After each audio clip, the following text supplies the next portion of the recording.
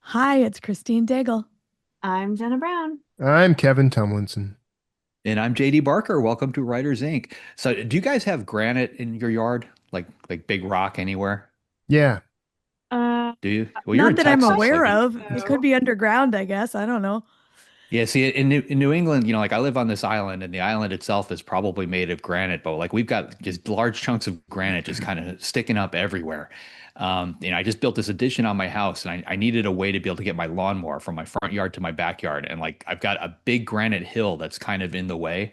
And like I can kind of power over it, but the lawnmower, like I know if I do this too many times, that lawnmower is going to come apart. So I hired some guy to come in here with a jackhammer to kind of open up a pathway through the granite for me to. He made it seem like it was going to be this, little 1 hour project, and he has been out there for about 6 hours now, with the wow. jackhammer and like a giant saw, and like I keep looking on the security camera, and all I see are these giant clouds of dust. Oh So boy. I don't know what's happening, but I'm afraid to go out there. Yeah, get your radon detector ready. Yeah, Yeah, yeah. Who that knows what I else have he's running granite in my into? kitchen, but no, I don't think we have here in the It's desert not. this thing. This is where it comes from.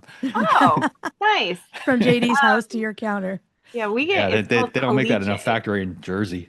here, which is like really hard clay, but I don't think we have granite in the desert. But that caliche is really tough. It's like you can't just dig through it. Yeah.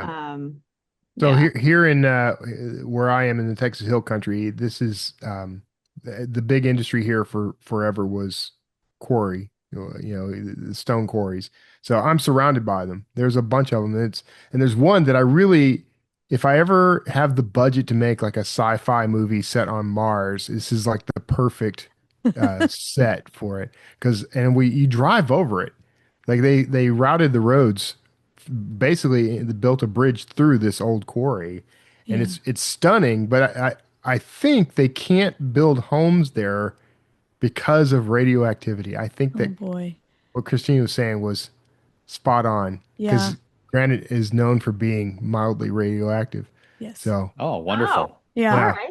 Yeah. Here, Oh, I I thought she was am. kidding. No, What no. an Yeah. educational It's podcast. granite is Well, a source you're of done having radon. kids, So right? You yeah. guys are done. I Yeah. guess I am now. Yeah. Wow. But I am woefully ignorant of what kind of rocks are surrounding me. I Yeah. took one geology class in college as a whatever you call them, those extra credits. And we called it Rocks for Jocks. And I Yeah. have retained nothing from that class. I don't know Well, what I I'm think doing. that rocks are they're either something you're really into or you have no interest in. I don't really think that there's a lot of in between in that, Yeah. to be honest. There's no rock spectrum. You're not like No. I'm somewhere toward the middle. No. I'm sort of okay with rocks. I like Kind of a shiny rock. Either rocks, like but dull all rocks I have rocks no use for. are the same or It's not like you know sticks. all the rocks. For men, sticks are sort of an obsession. I have a collection of fine sticks that I've picked up on various hikes and travels. This makes so much Uh, sense for you. it's true though. Like guys, we're on the lookout for that. This the stick foretold in legend is what we're looking for. Like it's the if you get the right stick, I don't know what's going to happen, But but it's something, it's going to be amazing. Oh, right? I feel you shouldn't speak for all men in general when you say these things. Gentlemen, men listening to this podcast, write in and explain your obsession, your personal obsession with the perfect stick. I guarantee you we're going to get a flood of people who agree with me. I promise. Search out social Man. media. I speaking of sticks and stones, They break your bones. uh I here in my neighborhood, so the community we built our house in is called Orchard Ridge, and it's named that because they they have orchards and they have food bearing plants all over the place. It's meant to be like a huge communal garden scenario. They got raised beds where you can grow your own vegetables, whatever. And there is a fig tree near the clubhouse of this community that I've kept my eyes on for like the past year. And suddenly all the figs have ripened and started to fall. So I gathered the first day I noticed that I took like three or four home, and Kara's like, iffy about figs. She was iffy about them because they just didn't look right to her. And then she found out I picked them up off the ground, which was even worse. Right. Yeah. And I went yesterday and I'm like, okay, I'm going to gather figs. I'm going to take a bag with me. I forgot to take the bag. When I got there, though, there's a pet waste station right there Oh God. with those black pet waste bags. So I filled one up with figs, brought them home, washed them, and I put the bag in the trash. And then later I get a text. I'm out walking the dog, and I get a text, and Kara says, "This is a lot of figs." I'm like, "Yeah, they're washed. They are to dry soon. They are to be ready to go." And then a few seconds later, she's like, "Where'd this poop bag come from?" And I said, "Well, that's Wow. what I brought them home in." And she sent me the little vomit emoji, and she won't touch the figs. I'm So just I've eaten a lot of imagining figs. the people watching you carry this bulging pet waste Oh, bag and yeah. just like Well, Yeah, without a no pen, dog. right? Especially when they know that my No dog dog is this inside. tiny little Chihuahua Terrier, but I've yeah, got but this. you didn't have the dog with you at the time, and you're just carrying a waste bag. Nope, So just we'll me. just leave that there. It's just me. Sorry, I don't believe in leaving this stuff behind. I bring it home with me. What you carry in, carry out. God, Kevin. I don't even know what to say to These figs that. will sustain me as I search for the perfect steak. Perfect. All right. What is in the news? Let's get away from this topic as fast as we can. Oh, what is in the news? That's my cue. Sorry, my mind is still on figs and stones. Uh, our goal is to get their money inside a firm charged with scamming writers for millions. And it's not Amazon, which did surprise me. The DOJ has indicated Page Turner Press and media execs. I'm sorry. It says indicted, and I read that wrong. The DOJ has indicted Page Turner Press and media execs for defrauding 800 plus writers with bogus promises of Big Five book deals, New York Times ads, and Netflix and Hollywood adaptations that were always contingent on ever larger upfront payments. The scam was alleged to have made $44 million in author services. The scam involved classic red flags, unsolicited calls, reps using multiple aliases, demands for steep, quote, marketing or, quote, production fees, forged or misleading letters on major publisher slash studio letterhead, pressure tactics such as "don't quit now, you're so close," padded ad costs, and shifting goalposts requiring new payments. Founder Michael Chris Treya Sordilla, partner Brian Navelis Terrosa, and I don't even care if I'm pronouncing these guys correctly, the jerks, and U.S. agent Gemma Austin were arrested. The web domain was seized, and prosecutors say internal messages show intent to, quote, get their money, unquote. And the worst part about this is that this is one company of probably 1,000 out there that are doing Yeah. it. Yeah. Yeah. I It was get just every horrifying. Like every the people single lost on day. this. I Yeah. get like 100 text messages and emails. I paid for some ad space one time in a popular book promotion service, and now the book that I promoted in that thing, every day I get two or three emails from people who find my website to say, and it's this AI generated email, Yeah. so obvious, but to tell me, oh, I read that book. I'm not going to mention it because I don't want to get more of this. I read that book and it really hit me, these themes that AI has picked up on, and I run a service that helps promote these books. And I get it like 100 of these a week, Yeah. man. Easy. I get them too. Some with less effort, just like, hello, fellow author. I really like your book. I'm like, okay. Yeah, that seems legit. I would obviously connect with that person. Exactly. No, Well, my name's not in there. My book's names aren't in there. But I mean, I guess it's just another reminder to protect yourself. Legitimate agents, publishers don't charge fees. And if you get a contract and you're not sure about it, you can take it to Writers Beware. You can Yeah. take it to the Authors Guild. You can take it to a qualified attorney. And if you're pressured to wire money, run. That's it. Yes.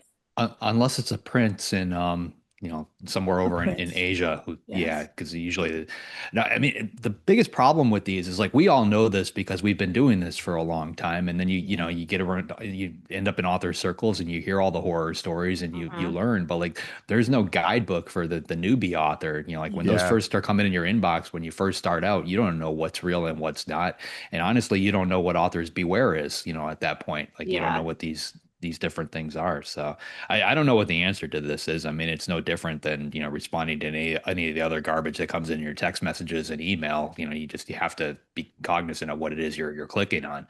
But it's a horrible story. It's nice to see them at least shut one of them down. Yeah.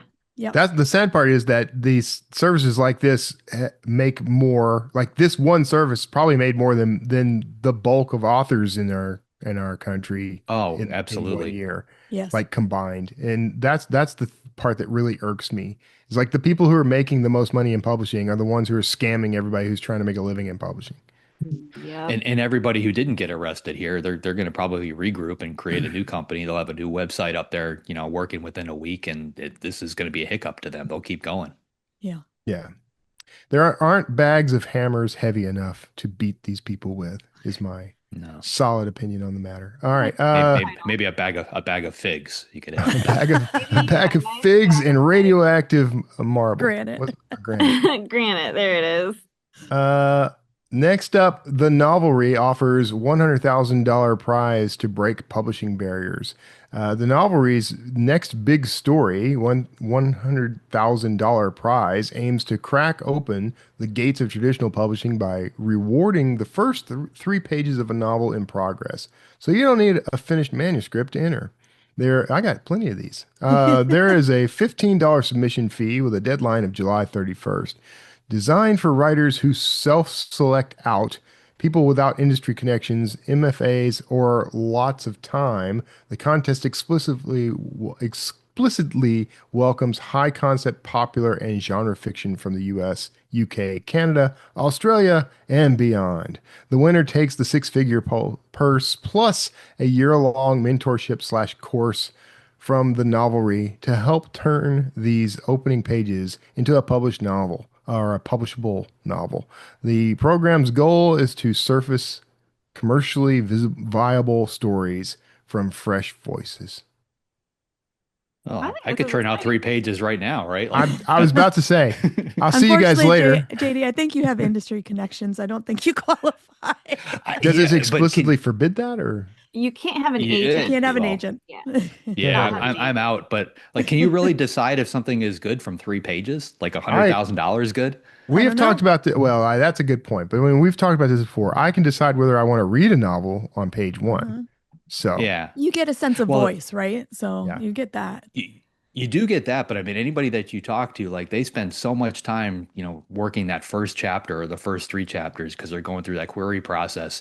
They don't spend anywhere near as much time on the rest of the book. And this isn't saying you have to have a rest of the book. It's basically saying you need 3 solid pages and they'll hold your hand through the rest.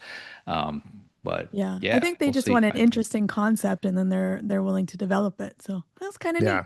Yeah. I think it's probably a way, like they're probably looking to start finding more raw talent out there, and $100,000 is a pretty low investment, overall. If you are like, you're giving someone $100,000, but you're going to get thousands and thousands of submissions, and the chances of you finding the diamond in the rough in that batch are pretty good. Yeah. So that may be what this is really all about. Well, so I think when I read it, I think what they do is you enter and then they do the short list. So they pick 8 and then that goes on their website. And I think the public votes too. So I think the judges select the short list. I could be wrong, but I thought that's what I read. Yeah. But so even making that, even if you don't make that top, and get the $100,000, I mean, I'm sure that there's going to be industry people looking at, the selected short list. So, yeah. Well, not a bad, not a bad little contest. I'm on board for anything that offers to give authors money rather than steal their money. Yes. So. You're going to see a lot of people come up with pen names. Oh yeah. Well, turn out 3 so pages. that's the other thing, is that you have to, if you make the short list, you have to accept a Zoom call and they have to verify who you are. So Oh. yeah, so they're actually very serious. They think about making sure I that this is own like a legitimate. prolific number of hats and fake mustaches, so I can pull this I'm off. not surprised. I accept the challenge. How many IDs do you have? Don't answer that on air, Kevin. Yeah, this is a setup. Are you wearing a wire? All right. Final story. Anthropic files for appeal in copyright case. After the ruling that training on legally obtained books is fair use, while a training library built from pirated books is not fair use, Anthropic has moved for an appeal, arguing another Northern District judge took the opposite view with Meta. Model memorization could tip future cases. New research by legal scholar Mark Limley indicates Meta's llama can reproduce substantial copyrighted text, such as Harry Potter passages, undercutting industry claims that models don't store books. If courts see models as containing expressive copies and outputting them, fair use defenses get shakier, just like my reading of that news story. But it still comes back to it's. I know what they're going for here with trying to argue that, they're holding on to this and therefore that somehow makes it pirated and all its own, even if it's, I don't know. This is tricky, man. I don't think it's going to go where anyone thinks it's going to go. I think they're just opening up a can of worms, honestly. Yeah, I think the first case was about input. So now they're looking at output cases. But I think in general, it's just a good reason to register your copyright. Right. But I also think it's going to be hard to argue distribution by claiming that simply by having the files on a hard drive somewhere, or that the ability for the AI to reference it and quote it back to you, that constitutes distribution. I mean, I think they're going to have a real hard argument with that. Well, not really, because if you were to take, I don't know what the percentage is, but a certain number of pages from a Harry Potter book and put it up on Amazon, you could probably get away with like a small sample, but there's probably a percentage amount that basically trips some type of law or infringement. Yeah. So if it's able to regurgitate a paragraph or a page, I mean, then it can probably do the whole book. It can probably do the whole series, and I think that's kind of their point, because the way we've been told that they store data is not like that. Correct. We've been told that they're looking at the structure of the language, the text and grammatical pieces of it, but not actually the words themselves in that particular order. So if they're actually storing the words themselves in that particular order, that's problematic. The trouble is you can't prosecute on potentials. So you can't say, well, potentially someone could have had AI repeat that book back to me. They have to actually show that someone did that. So that's the only thing I can think of that might trip this up. Now, they need to then safeguard that stuff if it does turn out that they're under fair use by just simply having it stored there. I think the courts would be right in saying, you have until this date to safeguard it so that it cannot be used to distribute, which, should be easy enough really for these companies, but who knows? We got AIs being Hitler online. I don't know what's going on with AI anymore. Yeah. Well, we'll There's see no what the stopping judges this say now. eventually, I guess. We'll get the opinions. Yeah. So, yeah. Yeah. Hey, this is Kevin Tumlinson. It seems to me like you might need a little help. Maybe hand off all that stuff that's keeping you from writing. At Author Anchor, we connect authors with skilled, affordable virtual assistants trained specifically for the publishing world. Your personal VA handles everything from book production to marketing and social media, freeing you up to focus on what matters most, your writing. Book a discovery call today and we'll find that perfect VA for you. Plus, mention the Writers Inc. podcast and you'll get $50 off your first month. Visit authoranchor.com and get matched with your personal VA so you can just write. All right. With that, JD, who is up this week? This week we've got Christina Dotson on. She's an award-winning author as well as a licensed clinical social worker. Her latest novel is about two best friends whose hobby of crashing weddings takes a deadly turn. The book is called Love You to Death and releases July 22nd. Here she is, Christina Dotson. so much for being here today. I'm so excited to talk to you. Me too. Thank you again for having me. I'm very excited to talk to you about Love You to Death. Yeah, which was an incredibly fun book. Very girls gone wild in all the best ways. That's a perfect description. Yes, they are crazy. And They I are definitely, crazy. yes, wanted it to feel like you were riding along with them for that wild ride. So, And we'll get into that wild ride for sure, because yeah. But before we get ahead of ourselves, we do like to start by asking, what is your writer origin story? How did you get started writing? well, so this is going to sound incredibly generic and cheesy because I'm sure that everyone says this whenever you ask that question, but it's very true. I've always, always, always wanted to be a writer. So it's the only thing that I know 100% for sure that I've always wanted to do since I was a kid. And I think the earliest the earliest age that I remember actually saying that I wanted to be a writer was when I was about 9 or 10. Um, so yeah, I've always thought that books were magical, being able to create people and worlds inside your head and then delivering those worlds and people to readers and they can see what you saw. I just thought that was such a powerful thing and I wanted to create those kind of stories. Yeah. So, yeah, and I didn't study it when I was in school because I thought, I always thought that writing was something that you just did or you didn't do. So I Mhm. didn't feel the need to go to school. That's probably the narcissistic part of me. I'm like, I already know how to write. I don't need someone to teach me how to write. But anyway, and then I didn't know if you could, like, what you would do with a writing degree besides teach. And I didn't want to teach. So I ended up going into social work, which turned out to be very beneficial for a writer because it's the ultimate study of human behavior and Right. Yeah. family dynamics and complex relationships and the really darker side of people in general because they present themselves to be one way in public and it's very dark behind closed doors. So yeah, social work it gets pretty dark, but it's great for character development. So Yeah. Well, all of the dark things usually, that's actually probably true, right? Yeah. Very dark for real life, great for writing. right. Exactly. It's a terrible thing to say, but but Yes. it's true.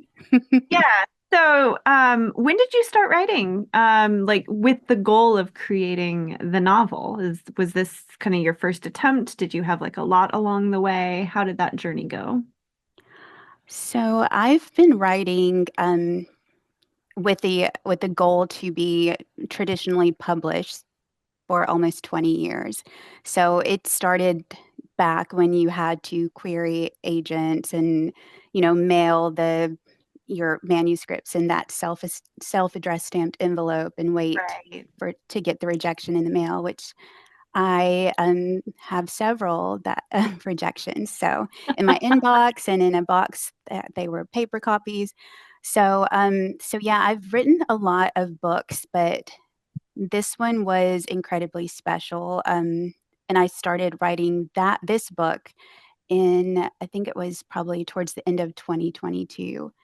But yeah, I've been on this journey towards publication for a very long time, and I know that traditional publishing, that path is the hardest. So Yeah. it has taken me a very, very long time to get to this point, but it was so worth it. So Did you was this is this the novel you got your agent on? And you yes. went through that cold Mhm. querying process?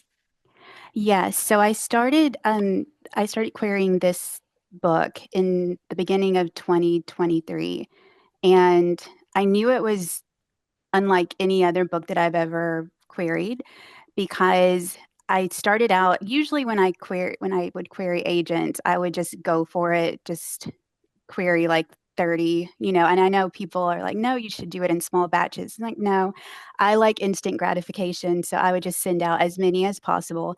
Yeah. And with this story, I said, well, I'm just going to test it. So I only sent out 12 queries. Hmm. And I kid you not, Jenna, within 48 hours, I had 10 full requests, and I've never had that before. And then about a couple of weeks later, I had an agent that called or asked to set up a call. And I was excited because I thought that maybe that meant I was going to get finally an offer, but it was just a revise and resubmit. So I was really like, Yeah. oh, that dagger to the heart. But anyway, but the agent that Melissa Edwards is my agent, and she's always been in my top 3. I've probably queried every book that I've written to her, and she always requests, but she always rejected too. But she always came with a lot of really great feedback. So I was really excited to send her this story. But out of the 12 agents and the 10 that requested, she wasn't one of them. So I'm like, oh no, she doesn't like it. Oh no. But good things happened, and a few months later she finally requested, and then I think it was about 3 weeks after I sent it to her. It was on a Thursday when I was watching The Real Housewives of Orange County, as one does, and I had a notification on my email and it was from her, and the first line was, "This book is nuts," and I'm like, "Yes, it is nuts." So and then she asked to set up a call, and I had to ask her during the call if she was offering to represent me because, I've been down that road before where they're Right. like, Yeah. "Oh, just revise and resubmit." But she assured me that it was. So, and that's the, happy ending. So, yeah. Yeah, that's awesome. With your first revise and resubmit, well, not maybe the first, but the first for this book, did you think, oh, maybe I'll do it? Or did you say, well, let's see what else happens? How did you handle that? Especially coming so early in your querying process. Yeah. Well, she had the agent that asked for it. She was so enthusiastic about this story. And she had some really great ideas, but at the same time, she she was asking to change some things that I was really, excited about in the book. So, I mean, as a writer, you you always have to remember that you ultimately have control of your story, and if you need to advocate for your characters as much as possible, but you also have to leave a little bit of wiggle room for compromise. So so I did take some of her feedback into account, and I did start working on it, but um then Melissa came calling, so that was kind of, and so Yeah. I went with my gut. So anyway, yeah. Yeah, I feel like that's like a part of the querying journey that sometimes we don't really, I mean, we talk about it, but also not like especially I think, querying for years and multiple books, and it feels like that, you get that call and you want to, this is my one chance. And I think it's very common for a lot of writers to just like try to do exactly what the agent wants without owning their Yeah, story. How did that's you true. decide, like, and I guess that the answer is that you were really excited about certain parts of the story, but I guess maybe since this is something that a lot of writers may struggle with, how did you really sort of weigh, that to make that decision, even if it meant maybe Melissa didn't come calling? Well, I think sometimes you have to really like trust your story, because I don't like to write to trends, and this particular agent had compared this story to another really popular story that was out there, but the tone of that story was a little bit less dark. I mean, I know Love You to Death has Kayla's voice is humorous. She has a lot of dark humor, but the other story was more lighter and not as twisted. And I like twisty, dark stories. Those are the kinds of books that I like to read. Those are the kinds of movies and TV shows that I like. Um, I don't mind a light, hearted kind of thriller or mystery, but I like the dark stuff the best. So I wanted to stick with that. I wanted to stick with what I had originally, the idea that I originally had for the book. So I think you always have to trust trust what you want ultimately, because when you write to trends, I mean, those are fleeting, and sometimes you mess up your story, I think. So Yeah, I think that's so important. And I'm so glad you did, because this was quite the dark and twisted story. yes, thank you. Yeah, you're very welcome. It was very fun to read. It- for sure. I think I saw someone had referenced it to like a dark Thelma and Louise almost. Yeah. But not in the way that you would expect. So Yes. Yes, very much so. Yeah, it actually it's weird because when I first started writing this story, I was the idea was to make Kayla and Zori like a team of serial killers. It was like really weird. But it did start to venture towards more of a like a darker kind of Thelma and Louise vibe, which is one of my favorite movies. So Mhm. Yeah, I think so where did the idea come from? Let's just jump right into that, because it's such a unique premise. I mean, I suppose there are no new stories, so yes, it has kind of a Thelma and Louise, but the way they get there and how it builds, and even what happens along the way, is very fun and unique, and had a lot of bumps and twists and turns. Where did all this come from? The Twisted Mind of Christina. No, it actually was inspired by a real wedding crasher. We all, well, most of us all know about the Wedding Crasher movie from the early Hmm. 2000s. It's one of my favorites, where the two guys crash weddings to find dates. But I was getting ready for work one morning, and there was this news story. So I was living in Tennessee at the time, and this lady was, I can't remember if she was wanted by the police or if she was already or recently arrested, but they called her the Southeast Wedding Crasher. She was sneaking into wedding receptions and stealing the gifts from the gift table, just coming in and helping herself and then walking out like she was shopping at Walmart. And this happened in Alabama and Georgia, no, not Georgia, Alabama and Mississippi and Tennessee. And she was The same eventually lady. arrested. The same lady. Wow. Yeah. Just making her rounds. Isn't that crazy? Yes. And when I saw it, I think I was just like, wow, you have to be on a different level of confidence to walk into a stranger's wedding like you belong there, and then just help yourself and take away from their moment. That's it's you, and you also have to be a really terrible person to do that. So, Yeah. but again, I like writing about terrible people. They make really great characters. So I thought that would make a really cool book. And even better if it was like two best friends that were doing it. So Mhm. that's really where the idea came from. And then That's it just, awesome. yeah, took And do some. you get this idea and you sit down to start writing? What is that process like for you? Do you sort of just see where the characters go? Do you plot ahead of time? How do you tackle that elusive blank page? It is very elusive. I wish that I could say that I'm a plotter because I tend to write myself into corners that I can't get out of. But I know I was listening to one of the interviews on this podcast with, I think it was JT Ellison maybe, but Mhm. just talking about how the way that our brains work, some people are just better at that, and some people are better at just letting things go. Yeah. I've always been a pantser, and sometimes when I read stuff that I've written, I'm like, "How did I do that?" Like, how did that happen?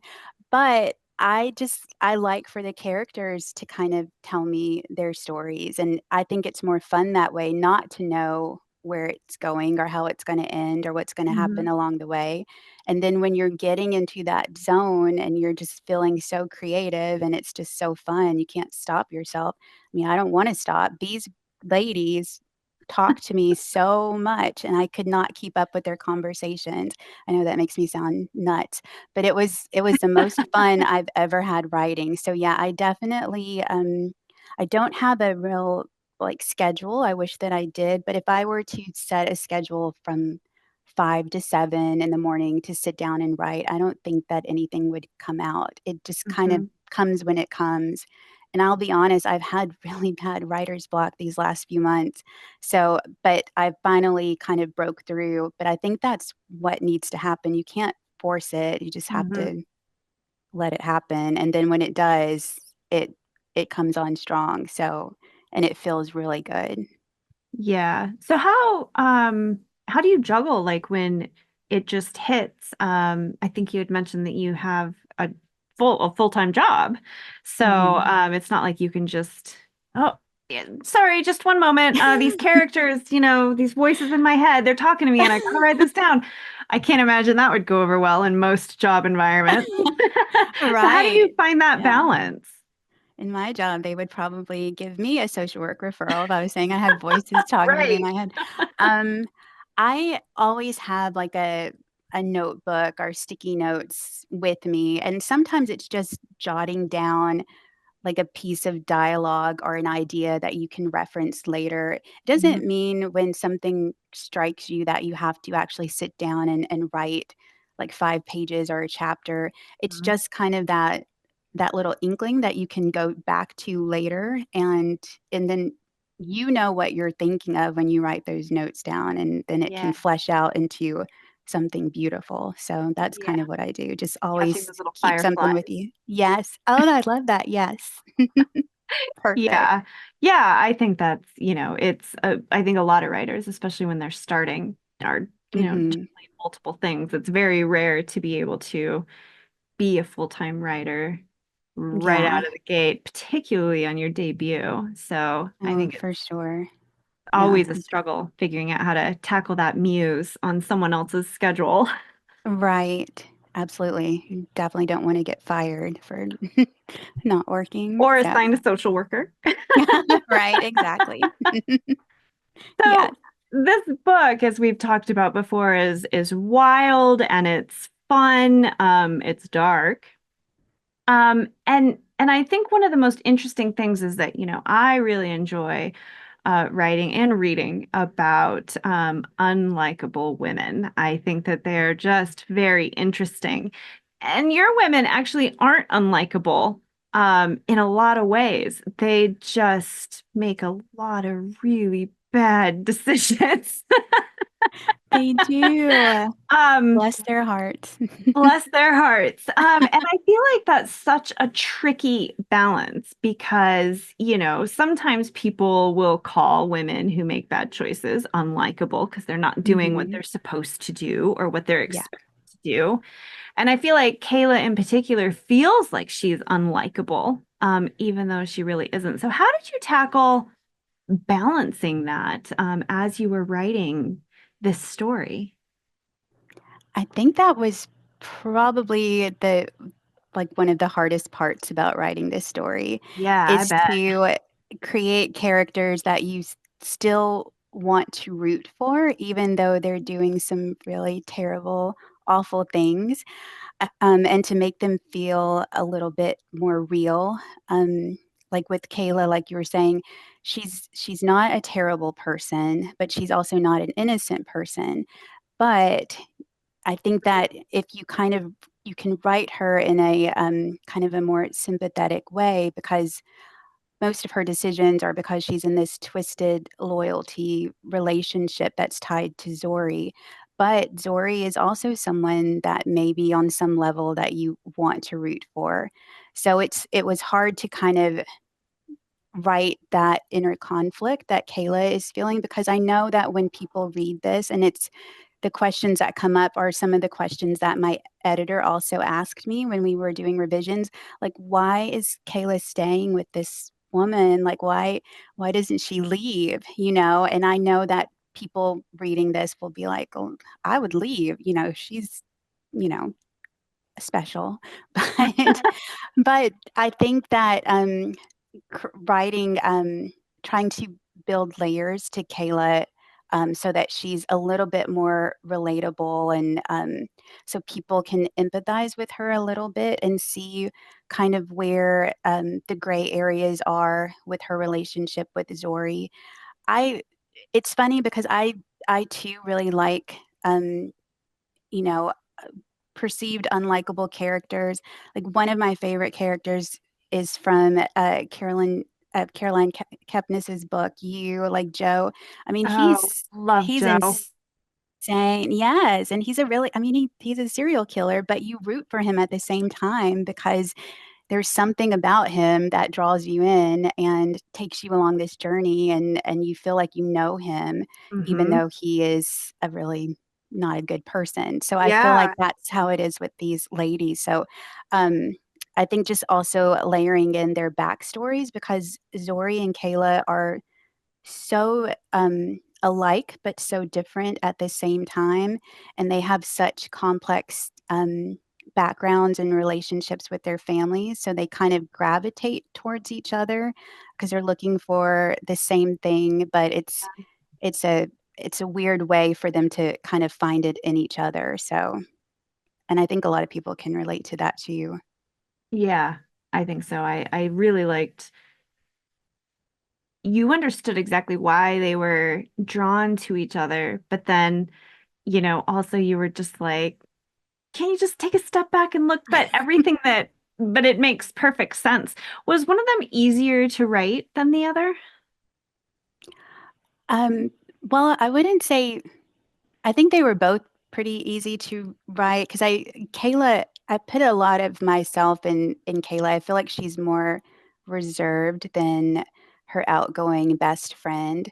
But if you ask me which one was more fun to write, it was definitely Zori. So I really had a good time um, writing her. I guess again going back to trying to um, put make Kayla a more someone that does make terrible decisions, but that you still are willing to go along this ride with her. So that was, that might have been harder to write because she, again, you're questioning her motives and why she's not walking away from this person. So that was probably hard, but it was still, I think that her story might have been a little bit harder to convince people of, but both of them were a lot of fun to write. So Yeah, I think that the reader can definitely pick up on how much fun you had while yeah, writing them. For sure. It just does not let up. I'm in the best way. good. I'm glad. So, if there was one thing that you would hope readers take away from reading your book, what would it be? I think taking away from Love You to Death, I would want readers to, I guess, think about loyalty, the idea of loyalty and what it means to them, because that's a big theme in this story is loyalty and choices. And I think when it comes to loyalty, especially with toxic friendships, I Mhm. think that people tend to stay in toxic friendships because they're comfortable and there's a fear of being alone. I mean, I'm 45 years old and I know that it's hard to make friendships as an adult, really at any age. And sometimes you're so invested in this person that you've known your entire life that is so much a part of your childhood. It's hard to walk away from that. And loyalty sometimes is your entire identity is tied to this person. So I think also people don't always know that they're in a toxic relationship, and Yeah.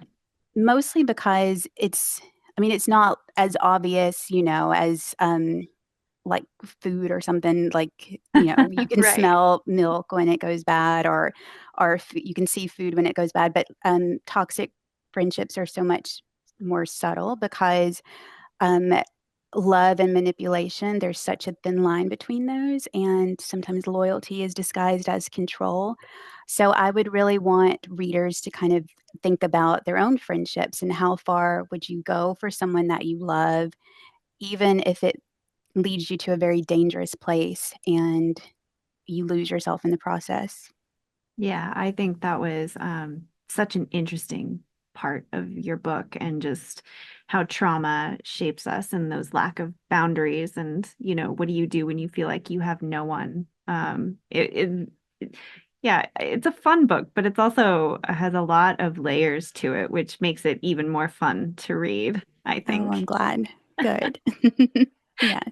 Yeah, so as we wrap up this conversation, we like to close out the show with the same question, which is, what's one piece of advice you would give to new or aspiring writers?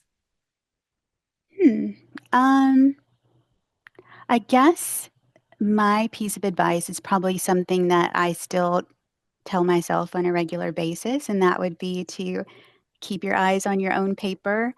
I think that the world of publishing can feel very isolating. Everyone around you is landing agents and book deals and movie deals and TV deals. And then you feel like you're on this island where nothing is happening at all. And keeping your eyes on your own paper just reminds you that everyone's journey is different.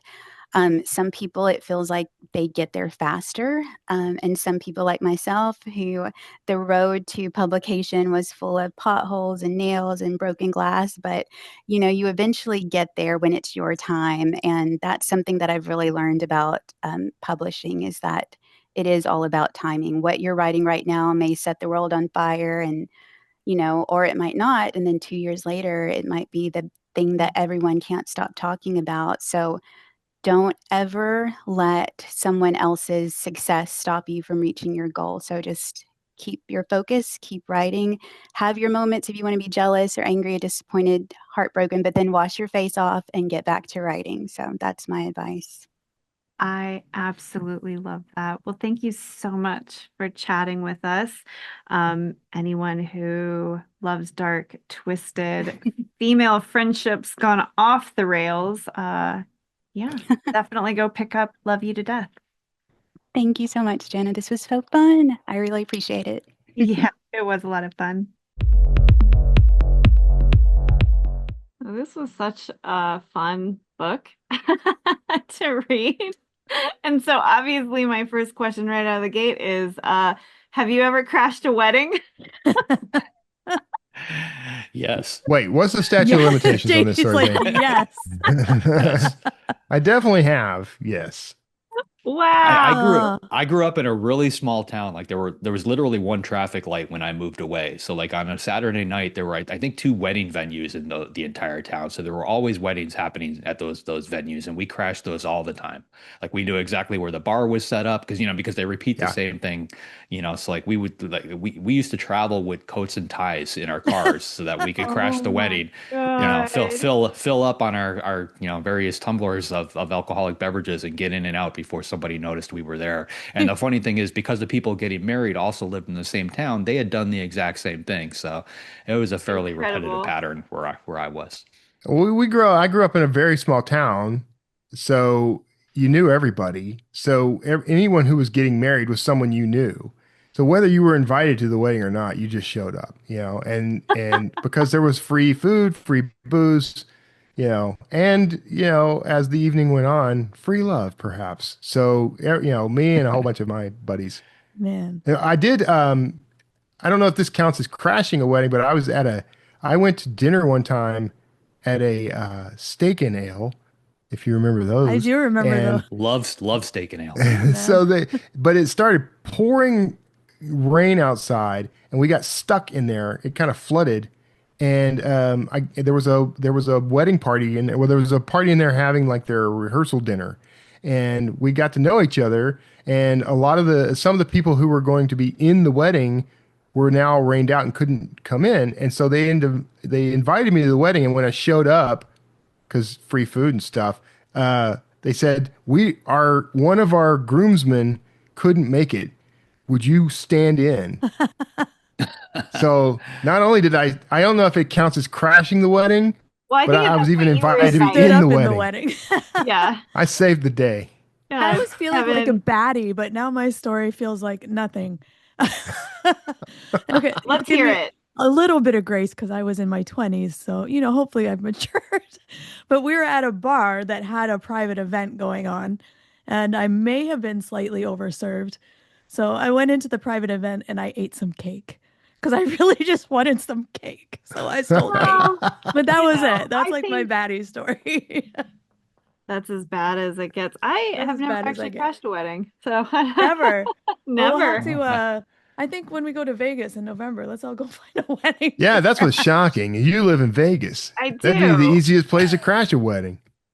Yeah, but I guess maybe they just happen so frequently here. I mean, like you just go down on the strip and it's like you're gonna see a bride and a bride to That's what I be mean. and Yeah. my favorite, I don't know, this is maybe segues right into my next question, but my friend and I were at Paris a couple years ago, and in the bathroom there was a bride to be. She had the sash and she was crying, and we're just standing there like, washing our hands, and this bride to be crying walked up to my friend, put her hand on her shoulder and just goes, "I'm so sorry," and just like crying, and then like walked off. No idea what it was about. I don't know who she thought. I don't know what was happening, but that's Vegas. That's Turns out she Vegas. stole her purse. It was just a Yes. distraction. Yeah. And so because that's, one of my favorite bride to be stories, do you guys like writing about terrible people? And why? Yes. Awkward segue. You know. Speaking of weddings, do you guys like to write about terrible people? Well, because, Christina had said like the sort of something terrible about not the wedding crashing, but in the book they steal, like the cash boxes and stuff like that. So they're actually like taking from the wedding, Yeah. which makes them a little terrible. Well, if you're at a party and you've got two people telling stories, and one of them is the straight and narrow person who never gets in trouble, and the other one is the guy who just got out of prison 6 hours earlier, I'm pretty sure the guy who just got out of prison is going to have the larger crowd. Right. Yeah. So yeah, it's fun to hear those stories, and it's definitely fun to tell those stories. Like for me, it's always more fun to write the villain or the bad guy's point of view Yeah. over the good guys. Yeah. I think it's just like very interesting, right? Because you have to like put yourself in like a headspace and like think about things like so differently than you normally would. Yeah, Or it's just way the out things there Or for do that- me. you? You don't want to act out in the real world, so you Quite put them a on the struggle. page. So you're nice Yeah. in the real world. Right. Wow, I think this is an interesting conversation. It's funny how the three people who've crashed weddings were also the ones who were quick to say, well. Fair enough, I guess.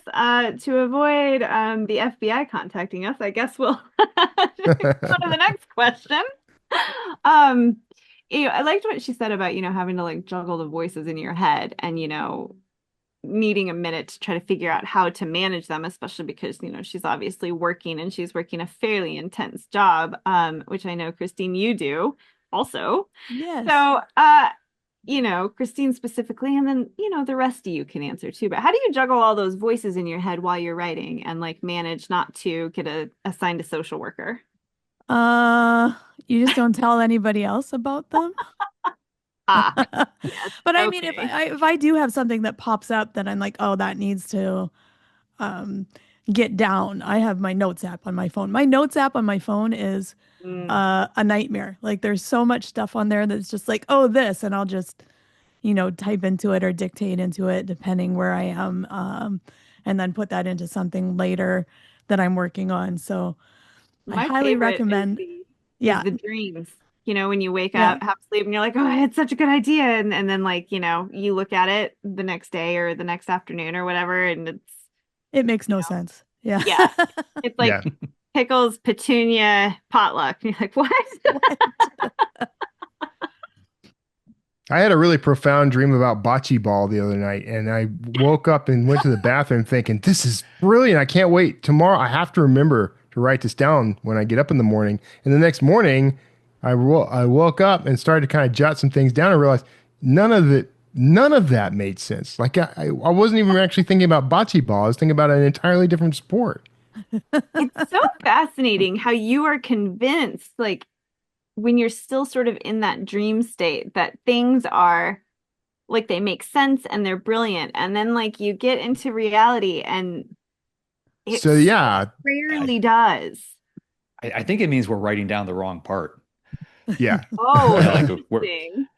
because I try to write down as much as I can possibly write down when I wake up. And because I used to do that and I would write down a couple of words, thinking like these keywords are going to bring it all back. And then, it's Yeah. just like you said, you look at it the next day and it's this random grouping of, that makes zero sense. So I've tried to write down as much as detail as I possibly can. And like you still end up with the clunkers, but not quite as often. At least what it, you can remember it, Yeah. which is better than Have you not. ever turned a dream into like a book or an idea or something? Have you had that happen? I haven't yet. I mean, I've got a couple in my notes app, for ideas for books that did come from dreams. But I haven't actually gotten around to writing them down, or I mean to, writing the book. Yeah. Interesting. Keep Go going. ahead. No, go. I have done that. I had the villain of a trilogy that I wrote early on came straight out of a dream, and his name and everything, because his name was Aotimus, which I had the spelling and everything. I knew what he looked like. Was it AI related? Huh? Was it AI related? Aotimus? No, this What an was decades interesting ago. name. So yeah, but he ended up being in the whole dream involved.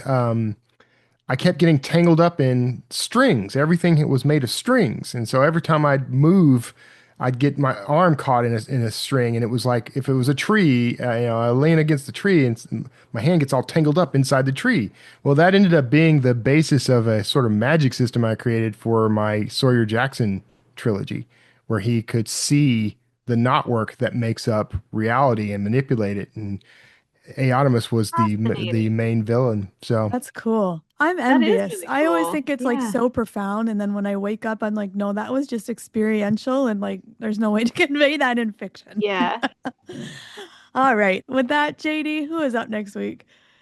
Next week, we've got JT Ellison coming on. She's the New York Times and USA Today best-selling author of more than 30 psychological thrillers. She's also the Emmy Award-winning co-host of A Word on Words, which airs on PBS. Her latest novel is called Last Scene and releases August 1st. JT Ellison. Sounds great. If you'd like to be notified as soon as new episodes publish, make sure you go to writersincpodcast.com and sign up now. We'll see you next episode and have a great week of writing. Thanks for listening to this episode of Writers Inc. Access the show notes and leave a comment at writersincpodcast.com.